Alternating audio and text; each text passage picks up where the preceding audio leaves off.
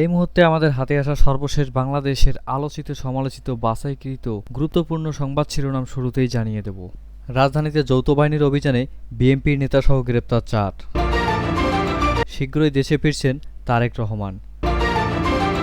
৪ দিনে এনসিপি কত টাকা সংগ্রহ করেছে? খালেদা জিয়ার এক পরামর্শেই বদলে গেল রাজনৈতিক দৃশ্যপট। নির্বাচনে আগাম প্রচার উদ্বোধন করছে জামায়াত। যেকোনো সময় নির্বাচনের জন্য প্রস্তুত বিএনপি, আলাপচারিতায় ফখরুল। শুনছিলেন সংবাদ শিরোনাম, এখন বিস্তারিত। তবে তার আগে অনুরোধ থাকবে ভিডিওটিতে একটি লাইক এবং কমেন্ট করে জানিয়ে দিন আজকের এই ভিডিওটি সম্পর্কে আপনার মূল্যবান মতামত। আর অবশ্যই এই ভিডিওটি আপনার ফেসবুক সোশ্যাল মিডিয়ায় শেয়ার করে ছড়িয়ে দিন আর জানিয়ে দিন আপনি কোথা থেকে বা কোন জেলা থেকে দেখছেন বা শুনছেন। অনুরোধ থাকবে আপনি যদি আমাদের এই চ্যানেলটিতে নতুন হয়ে থাকেন তাহলে অবশ্যই চ্যানেলটি সাবস্ক্রাইব করে পরবর্তী আপডেট সংবাদ পেতে চোখ রাখুন আজকের এমআর বাংলা খবরে। রাজধানীর শ্যামপুরের দয়াগঞ্জ এলাকা থেকে ইয়াবা, গাঁজা ও হেরোইন সহ থানা বিএনপির কার্যালয়ের সদস্য শুক্কুর আলী সহ ৪ জনকে গ্রেপ্তার করেছে যৌথ বাহিনী, সেনাবাহিনী ও পুলিশ। মঙ্গলবার ১০ জুন রাতে কয়েক ঘণ্টা সাঁড়াশি অভিযান চালিয়ে মাদকদ্রব্য সহ তাদের গ্রেপ্তার করা হয়। জানা গেছে অভিযানে ১০ কেজি গাঁজা, ৩,০০০ পিস ইয়াবা, ৩টি দেশীয় অস্ত্র, ৮টি মোবাইল ও ৬০,০০০ নগদ টাকা সহ ৪ জনকে গ্রেপ্তার করা হয়েছে। পরে জব্দ মাদকসহ গ্রেপ্তারদের থানা পুলিশের কাছে হস্তান্তর করা হয়েছে। এদিকে নিষিদ্ধ সংগঠন ছাত্রলীগের ঢাকা বিশ্ববিদ্যালয় শাখার নেতা মুঈন হাসান সাজিদকে গ্রেপ্তার করেছে গোয়েন্দা পুলিশ ডিবি। মঙ্গলবার ১০ জুন রাত ১১টার দিকে বগুড়া জেলা পুলিশের মিডিয়া মুখপাত্র অতিরিক্ত পুলিশ সুপার আতোয়ার রহমান বিষয়টি নিশ্চিত করেছেন। এর আগে সোমবার ১০ জুন দুপুরে বগুড়ার শাহজাহানপুর উপজেলার উত্তর ফুলদিঘি এলাকায় অভিযান চালিয়ে তাকে গ্রেপ্তার করা হয়। সাজিদ ওই এলাকার আনামউদ্দিনের ছেলে এবং ঢাকা বিশ্ববিদ্যালয়ের সূর্য সেন হল শাখার ছাত্রলীগের উপপ্রশিক্ষক বিষয়ক সম্পাদক ছিলেন। বৈষম্যবিরোধী ছাত্র আন্দোলনের সময় ঢাকার শাহবাগে থানায় দায়ের করা মামলায় এজাহারভুক্ত পলাতক আসামি তিনি। অতিরিক্ত পুলিশ সুপার আতোয়ার রহমান বলেন, গত বছরের ১৫ জুলাই ঢাকা বিশ্ববিদ্যালয় এলাকায় বৈষম্যবিরোধী আন্দোলন চলাকালে সংগঠিত হামলায় অংশগ্রহণের অভিযোগ রয়েছে সাজিদের বিরুদ্ধে। তিনি ও দুর্বৃত্তর মারাত্মক অস্ত্র ও বিস্ফোরক দ্রব্য নিয়ে ছাত্র জনতার উপর হামলা চালায় এবং বেশ কয়েকজনকে গুরুতর জখম করে।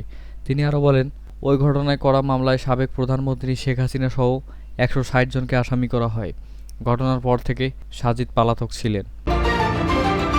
বিএনপির ভারপ্রাপ্ত চেয়ারম্যান তারেক রহমান শীঘ্রই দেশে ফিরছেন বলে জানিয়েছেন দলটির মহাসচিব মির্জা ফখরুল ইসলাম আলমগীর। মঙ্গলবার রাজধানীর গুলশানে বিএনপির চেয়ারপারসনের রাজনৈতিক কার্যালয়ে সাংবাদিকদের সঙ্গে আলাপকালে তিনি এ তথ্য জানান। মির্জা ফখরুল বলেন, তারেক রহমান নিশ্চয়ই দেশে ফিরবেন, অবশ্যই দেশে ফিরবেন, শীঘ্রই ফিরবেন। তবে সুনির্দিষ্ট দিনক্ষণের তথ্য জানাননি তিনি। এ সময় লন্ডনের প্রধান উপদেষ্টা অধ্যাপক মোহাম্মদ ইউনূসের সঙ্গে বিএনপির ভারপ্রাপ্ত চেয়ারম্যান তারেক রহমানের বৈঠকের দিনক্ষণও জানান তিনি। জাতীয় নাগরিক পার্টি এনসিপির ক্রাউড ফান্ডিং কার্যক্রম আপনার অনুদানে আগামীর বাংলাদেশ ঈদের ছুটির মাঝেও ব্যাপক সাড়া ফেলেছে। এই সময়ে বাংলাদেশে বসবাসরত ৩,০০০-এরও বেশি মানুষ এনসিপির অ্যাকাউন্টে অনুদান পাঠিয়েছে। গত বুধবার ৪ জুন বিকেলে রাজধানীর বাংলা মোটরে দলীয় অস্থায়ী কার্যালয়ে আর্থিক নীতিমালা ঘোষণা ও ক্রাউড ফান্ডিং কার্যক্রমের ঘোষণা দেন এনসিপির সদস্য সচিব আক্তার হোসেন।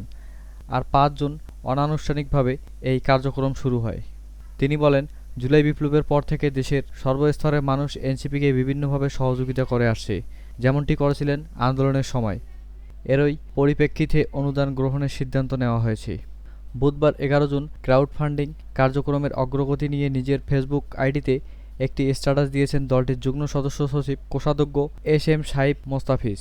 পোস্টে তিনি লিখেন, ৫ জুন থেকে বাংলাদেশের ন্যাশনাল সিটিজেন পার্টি এনসিপির ক্রাউড ফান্ডিং কার্যক্রম আপনার অনুদানের আগামীর বাংলাদেশ অনানুষ্ঠানিকভাবে শুরু হয়। আমরা অত্যন্ত আনন্দের সঙ্গে জানাচ্ছি যে ঈদের এই সরকারি বন্ধে ব্যাংকসহ অন্যান্য কার্যক্রম যেখানে বন্ধ সেখানে বাংলাদেশে বসবাসরত ৩,২৬৫ নাগরিক সর্বমোট ১৩,৮১,৮১০ টাকা অনুদান পাঠিয়েছে।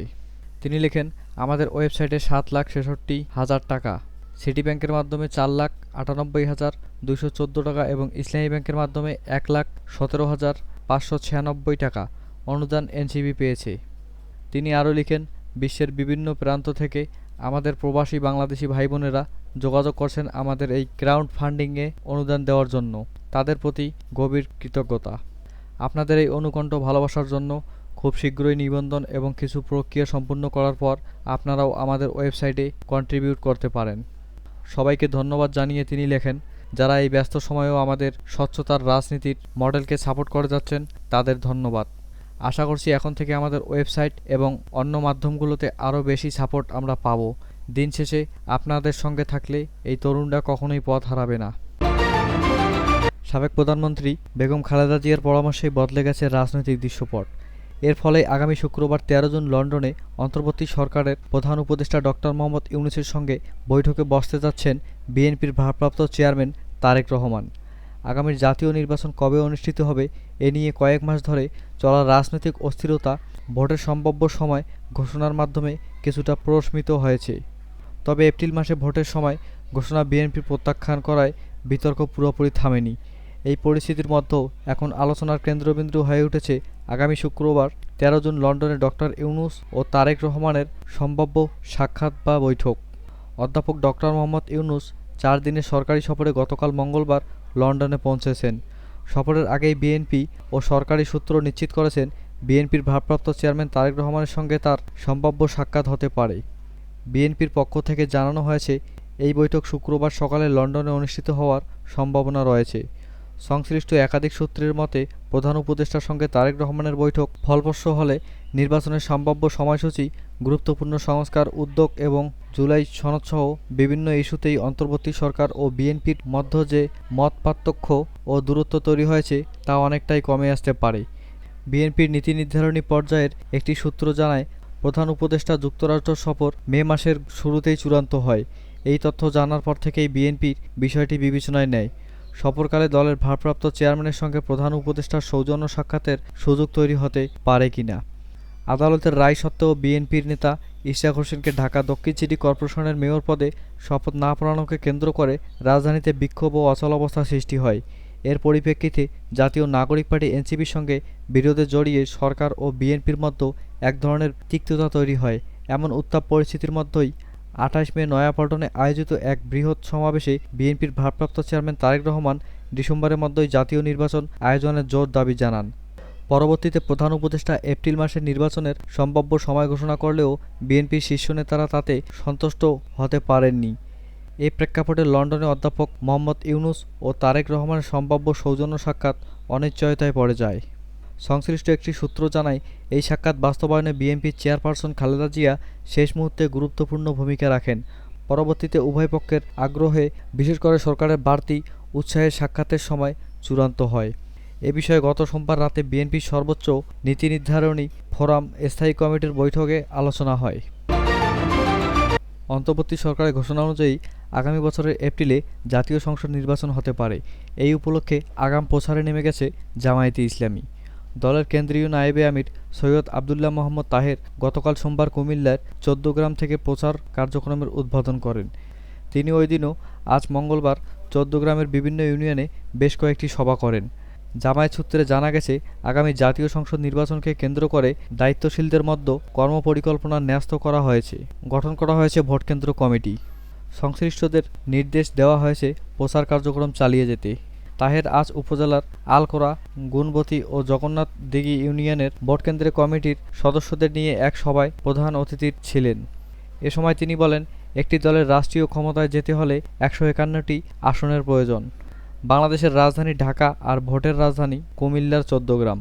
আগামী দিনে যদি আমাদের ক্ষমতায় যেতে হয় তাহলে ১৫১টি আসনে জয়লাভ করতে হবে, আর সেই কার্যক্রম শুরু করতে হবে এই ১৪গ্রাম থেকে। জামায়াতের এই নেতা বলেন, ভৌগোলিক ও রাজনৈতিক দিক থেকে ১৪গ্রাম গুরুত্বপূর্ণ স্থান। এখানে রয়েছে ৪৪ কিলোমিটার ভারতীয় সীমান্তবর্তী এলাকা। আমরা চাইলে ১৪গ্রাম থেকে দেশের রাজনীতি পরিবর্তন করতে পারি। সেজন্য সে লক্ষ্য নিয়ে আপনাদের এখন থেকে কাজ করে যেতে হবে। সরকার গঠনের জন্য ১৫১টি আসনের প্রয়োজন হলে ১৪গ্রামের আসনটিও অত্যন্ত গুরুত্বপূর্ণ। ১৫১টি আসনের সঙ্গে এই আসনও আপনাদের যোগ করতে হবে। এই আসনের বিজয় লাভ করতে হলে আপনাদের এখনই ভোটারদের ঘরে ঘরে যেতে হবে।